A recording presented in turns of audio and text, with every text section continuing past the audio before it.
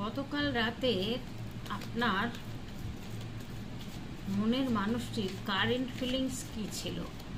গতকাল রাতের current feelings কি ছিল সেটাই দেখব। গতকাল রাতের কারেন্ট ফিলিংস কি ছিল?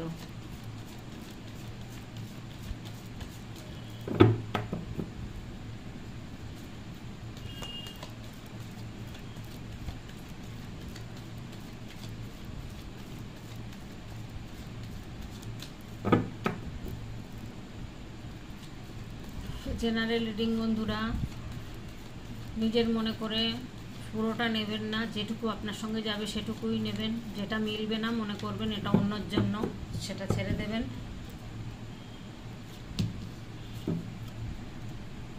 কি ভেবেছেন গতকাল রাত্রে? ডেভিল, ডেথ কার্ড, চিটিং এর কার্ড,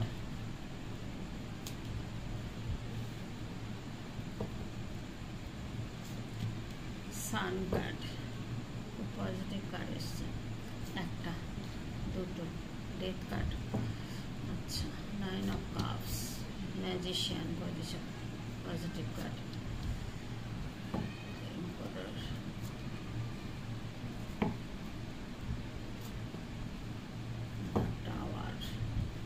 টাওয়ার, ডেথ কার্ড। বুঝতে পারছেন কি ভেবেছেন গতকাল রাতে? দেখুন থার্ড পার্টি চলে আসছে। কি ভেবেছেন গতকাল রাতে? যে থার্ড পার্টির কাছে আসার পরে ওনার জীবন এত ক্ষতবিক্ষত হয়েছে উনি, যে হুইল অফ ফরচুন, এখন ভাগ্যের চাকাটা ঘোরাতে চাইছেন। দেখুন ডেথ কার্ড এসছে, টাওয়ারের কার্ড এসছে। এই থার্ড পার্টির কাছে গেছেন, থার্ড পার্টির থেকে কিন্তু অনেক লোভ নিয়ে গেছিলেন যে থার্ড পার্টির কাছ থেকে অনেক কিছু পাবেন। হয়তো তার বিষয় সম্পত্তি থাকতে পারে, থার্ড পার্টি অনেক অর্থ থাকতে পারে। তো এরকম দেখে কিন্তু গেছিলেন, গিয়ে দেখলেন যে উল্টো হলো। তাকে হাতের কবজার মধ্যে নিয়ে এখন তাকেই আপনার পার্টনারকেই এখন এমনভাবে রেখে দিয়েছেন যে তার কথায় উঠতে হয়, বসতে হয়। এরকম একটা পরিস্থিতির মধ্যে কিন্তু আপনার মনের মানুষটি কাটাচ্ছেন। তো সেই জায়গাটা উনি ভাবছেন যে আমি কি ভুলটা করেছি, কি করলাম। আজ গতকাল রাতে এগুলোই চিন্তা ভাবনা উনি করেছেন। ডেথ কার্ড এসছে, টাওয়ারের কার্ড এসছে, অনেক ক্ষয়ক্ষতি হয়েছে ওনার। উনি কোনো কথা আপনাকে বলেননি, আপনার কাছে বলেননি, বলবেনও না। কারণ বলবেন না কেন? ওনার বলার মতন উনি বলার মানুষও নয়, আর বলতে পারবেনও না। কারণ দেখুন ওনার ক্যারেক্টারটা হচ্ছে ডেভিলের ক্যারেক্টার। এই ক্যারেক্টারের মানুষদের যে হয়, এটা হচ্ছে একটা মানে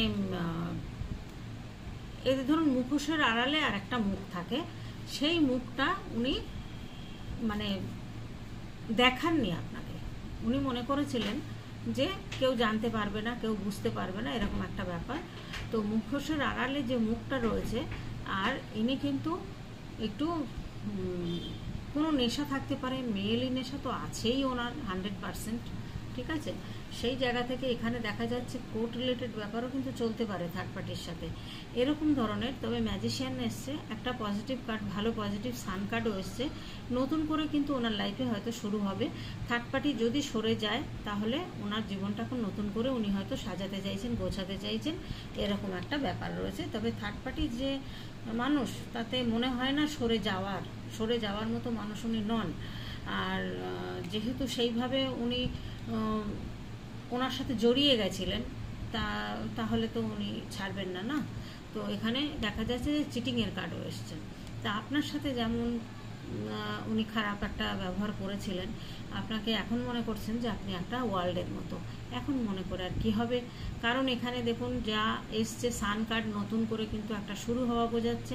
তো আপনাদেরকে বলবো যে উনি যাই ভাবুন, গত রাতে অনেক কিছু নিজের কথাই নিজে ভেবেছেন, কিন্তু কাউকে তো বলেন না, কাউকে বলতে কোনোদিন পারবেনও না। কারণ উনি কোনো কথা বলেন না, নিজের ব্যক্তিগত কথা কখনোই উনি বলেন না।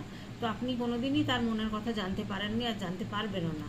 তাই আপনাদের লং ডিস্টেন্সে হতে পারে রিলেশনটা, যার কারণে আপনি হয়তো ওনার সম্পর্কে কিছুই জানতে পারছেন না। উনি হয়তো অনলাইনে আপনাকে দেখছেন, ফলো করছেন, আপনার খেয়াল রাখছেন।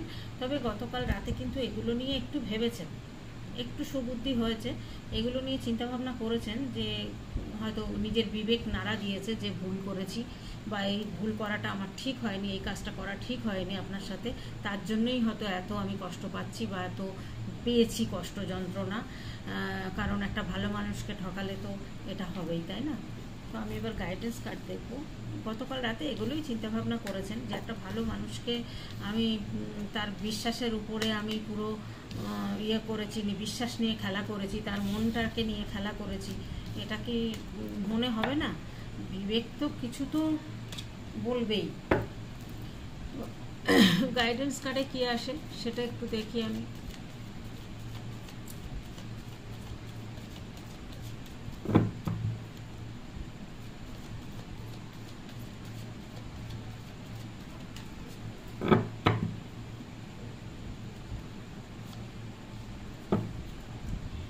উনি পিঠ দেখিয়ে দিয়েছেন, মানে উনি মানে পারছেন না, স্টাক হয়ে রয়েছেন উনি, মন ভীষণ খারাপ ওনার। উনি এখন হ্যাপিনেস থাকতে চাইছেন যেভাবেই হোক। উনি কিছু কাউকেই বলবেন না, কাউকেই কিছু জানাবেন না, এগুলোই চিন্তা ভাবনা করেছেন। আর যেভাবে চলছে সেরকম চলবে। এমন হতে পারে যে বাড়িতে থাকে কিনা সন্দেহ আছে, বাড়িতে থাকলেও থার্ড পার্টির কাছেও থাকে, এরকম ধরনের কিন্তু সিচুয়েশন চলছে, সেগুলো চিন্তা করেছেন। কারণ উনি পিঠ দেখিয়ে দিচ্ছেন, মানে উনি কিন্তু আর পারছেন না, কিন্তু উপায়ও নেই।